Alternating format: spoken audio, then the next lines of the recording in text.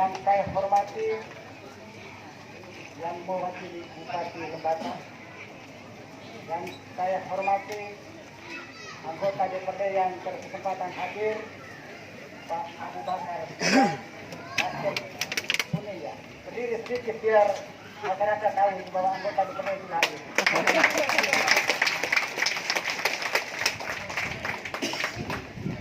Dan berikut Pak Samsudin, ini orang Wairiah kaki.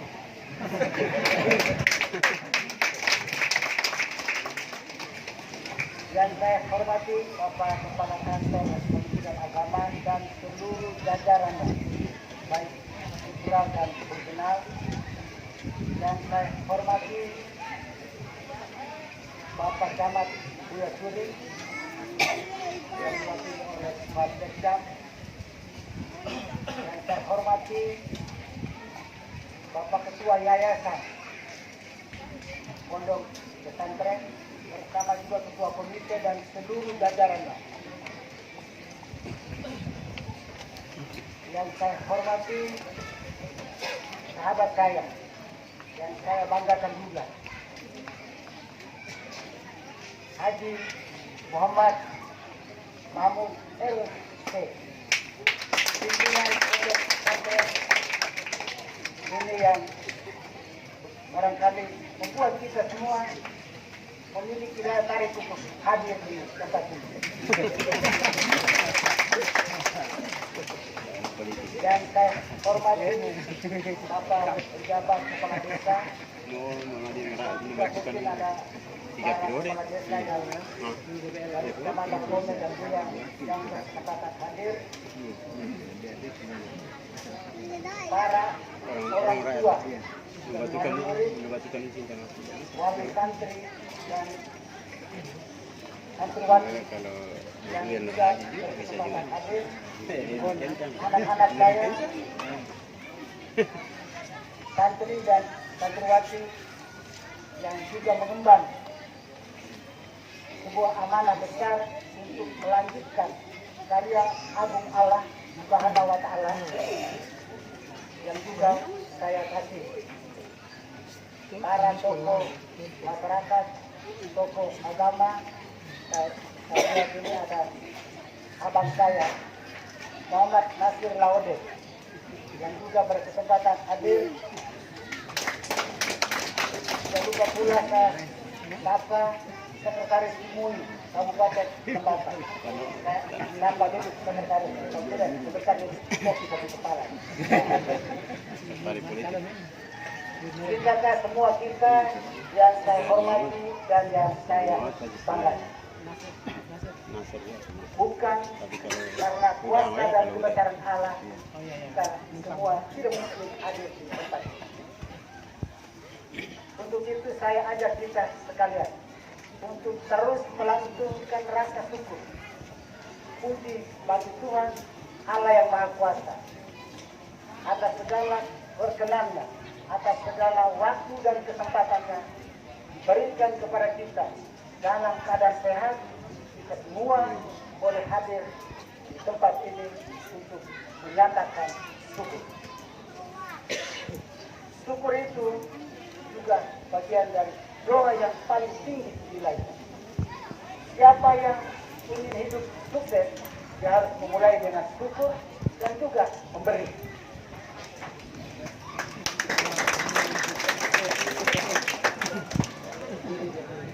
Lihat, kalau semua ya tidak ngomong saja kalau pengusaha, ya kalau mau hidup sukses dia harus memberi. Dan kita mungkin ada juga kebun ya. Kalau kita menanam sebiji jagung, tanam cuma satu biji, tumbuhnya kalau Tuhan berkenan untuk menghasilkan satu batang saja, itu kurang lebih 100 biji, kurang lebih 100.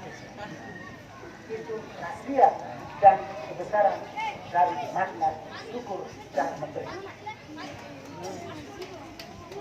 Untuk itu, atas nama lembaga DPRD, saya bersama dengan rekan-rekan saya patut memberikan apresiasi yang tinggi kepada pimpinan pondok pesantren atas upaya luar biasa membangun dan membentuk sebuah lembaga pendidikan. Tidak saja bagi masyarakat Lembata, tetapi tadi saya dengar bahkan ada dari Rotterdam, dari luar pulau Lembata juga turut serta. Saya bertanya kepada Pak Ustaz, itu tidak salah pondok pesantren di Lembata mungkin baru satu ini. Pak Ustaz membenarkan dan akhirnya juga Pak Kepala Kementerian Agama mengambil bahwa hanya satu-satunya pondok pesantren di Kabupaten Lembata yang sekarang hadir, dan kita doakan semoga ia eksis, tumbuh berkembang hingga 100 tahun ke depan.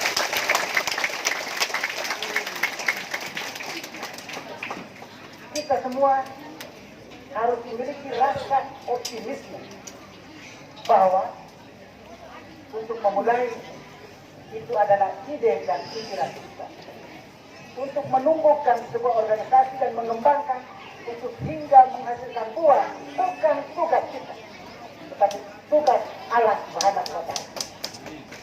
Karena itu, mari kita berkomitmen untuk tidak saja pimpinan pondok pesantren, yayasan dan komite yang berpikir, tetapi kita semua turut serta mengambil bagian untuk menjadi milik bersama atas pondok pesantren ini tanpa membedakan suku, agama, dan ras. Karena yang kita didik, kita bentuk dan kita bina adalah anak-anak Lembata, putra-putra Nusa Tenggara Timur dan putra-putra Indonesia.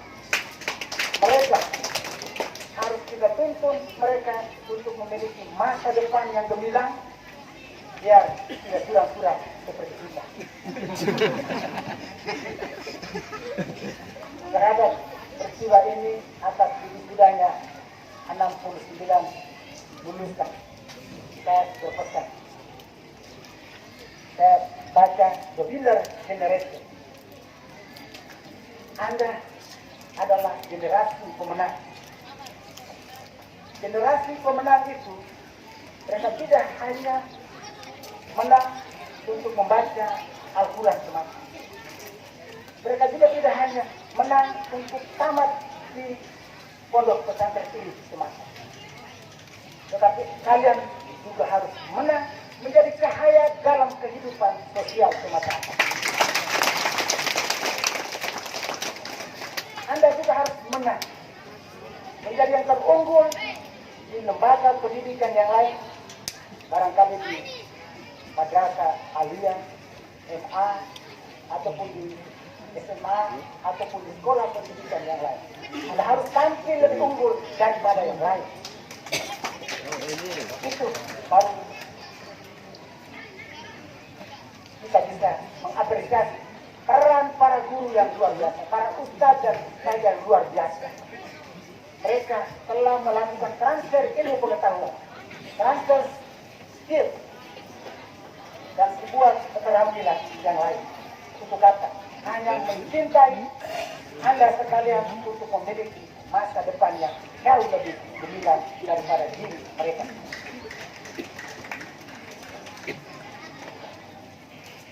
Ada satu filsuf dari Cina, dia omong begini, jika Anda ingin dan berpikir untuk hidup 1 tahun, cukup Anda menanam padi, menanam jagung, atau menanam kue.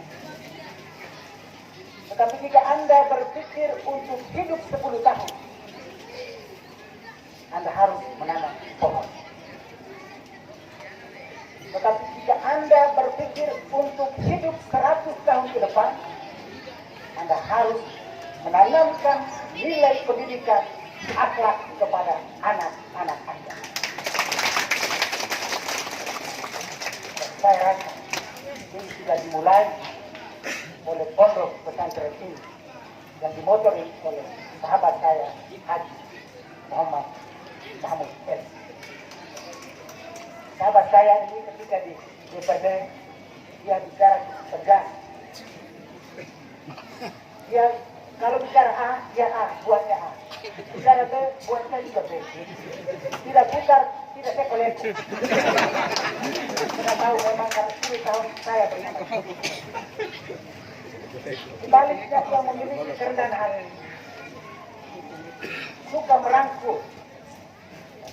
Biasanya kalau meja-meja sudah mulai bunyi-bunyi karena kompang, adu argumentasi. Ya kalau omong dari bagian timur itu, kalau Pak Haji sudah omong, ya biasanya saya juga sambung dari bagian barat. Dan biasanya situasi akan menjadi adil. Tetapi kalau berdua kami tidak ada di kala itu, kadang itu sampai skor bisa 10 kali. Mudah-mudahan mimpi Pak Haji untuk membangun pondok pesantren yang sudah terbukti sudah 11 tahun ini yang membuat saya kaget hari ini. Saya tidak sangka bahwa saya datang itu akan menemui begitu banyak orang. Tetapi Pak Isa tadi begitu saya, ini karena musim corona. Kalau tidak corona, yang kiri, kanan, muka, belakang, bahkan sampai atas bawah. Saya bilang luar biasa. Saya baru pertama kali, tetapi tentu kita semua punya niat baik untuk memberi Pak Haji. Janganlah Pak Haji melihat bertiga kali yang hadir dari nilai yang kami beri, tetapi kami berupaya memberi seturut apa daripada kekurangan kami. Kalau memberi dengan tangan kanan, Memak na memak. Memak lah. Tapi kami bertiga kali sebentar akan bisik langsung ke Pak Haji. Kami tidak cepat-cepat karena kami di Dewan ini yang datang ketuk pintu Haji setiap hari. Nah, jadi kalau datang Hajinya terlambat itu ya, mohon maaf.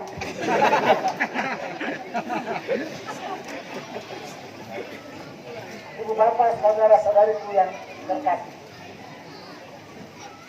mengakhiri sambutan kami membawakan satu cerita. Dahulu kala hiduplah seorang raja di sebuah kerajaan. Raja itu memiliki 3 orang putra. Satu putra sulung itu jebolan universitas luar negeri. Cukup pintar memang, dan dia punya banyak sahabat. Putra mahkota yang kedua lulusan universitas ternama di dalam negeri. Dia akhirnya menjadi seorang pengusaha sukses. Putra yang bungsu yang ketiga, dia cuma sekolah di kampung. Dia tidak punya teman banyak, tapi orangnya pendiam, rendah hati. Dan ketika sang raja ini sudah memasuki usia 80 tahun,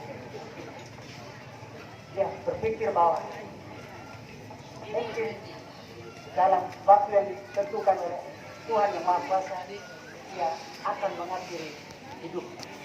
Kepada siapa dia akan memberikan takhta kekuatan itu? Kepada 3 putra mahkota. Dia akhirnya menyampaikan niatnya kepada 3 putra mahkotanya, membawa 3 putra mahkota itu ke dalam sebuah ruangan yang besar, dan ruangan itu gelap gulita. Mereka cuma berdiri di pintu. Sang raja membuka pintu dan menunjukkan bahwa ini ruangan yang masih kosong.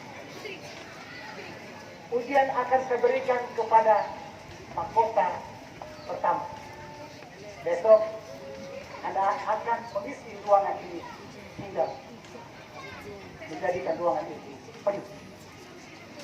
Kemudian putra mahkota yang kedua memiliki kesempatan ujian di hari yang kedua, dan yang putra bungsu di hari yang ketiga. Tiba giliran putra yang pertama, karena ia jebolan luar negeri, dia punya banyak sahabat, dia bawa seluruh teman-temannya mengisi ruangan itu hingga penuh. Dia bilang, "Bajinda, ruangan telah diisi." Raja angguk-angguk kepala, dia menyampaikan terima kasih. Tiba giliran di hari yang kedua. Ujian bagi putra mahkota yang kedua. Karena dia ini pengusaha, maka dia bawa seluruh barang dagangan dia isi semua di sini. Termasuk uang semua juga dia isi di sini. Sampai penuh. Dia bilang, baginda, ruangan telah saya dengan baginda menyampaikan terima kasih. Di hari yang terakhir, dia harus memberikan ujian kepada putra bungsunya. Dia tahu putra bungsunya dan dia rendah hati, tidak punya banyak teman. Dia putra bungsu ini, dia tidak punya apa-apa. Dia juga tidak dididik secara baik. Tapi dia punya semangat rendah hati yang itulah menjadi milik. Dia akhirnya mengambil sebuah berita. Dia masuk ke dalam ruangan menyalakan berita itu. Dan berita itu yang menerangi isi ruangan yang gelap.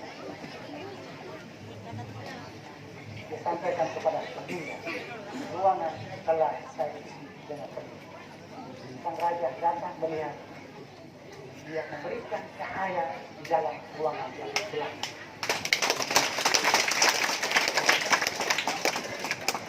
Silakan kita memberi apresiasi apa tujuannya. Tapi sudah tentu putra mahkota adalah putra yang ketiga. Memang dua yang lain ada pilih, kami sekolah di luar negeri pula. Kami sekolah di universitas ternama. Tetapi kenapa kami tidak beri buat sang raja menjawab? Saya membutuhkan orang yang rendah hati untuk melanjutkan takhta kepemimpinan Islam. Moral dari cerita ini, dalam peristiwa hari ini, saya melihat terkait dengan adik-adik kita, alumni atau jebolan, kalian haruslah menjadi cahaya bagi yang lain. Ketika kalian itu, tetapi kalian jangan lupa harus mengajak yang lain untuk kembali untuk menjadikan posisi Anda adalah adik-adik kalian, regenerasi kalian untuk menyambung kehidupan organisasi pondok pesantren. Tentu cahaya tentu saja bukan mereka, tetapi semua kita harusnya juga menjadi cahaya bagi yang lain, agar tidak ada masyarakat kita, tidak ada kakak kita yang tersesat, tidak ada kakak kita yang mengalami kegelapan.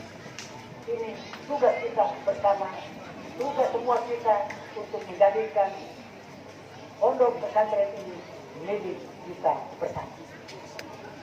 Terakhir, dari yang terakhir, saya baca pantun anak petani gembala kambing di padang rumput sejak pagi. Santri dan santriwati silakan berlomba raih prestasi yang paling tinggi.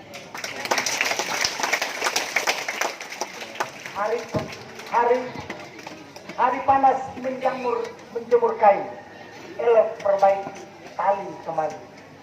Jalin silaturahmi dengan yang lain, sukseskan pembelajaran wujud toleransi. Tak ada nasi cukuplah dihun, sayur tak ada tersedia labu. Lanjutkan pembelajaran setiap tahun, jadikan pondok pesantren ini rukun dan maju. Bunga mawar, bunga melati, kalau dicium harum wangi.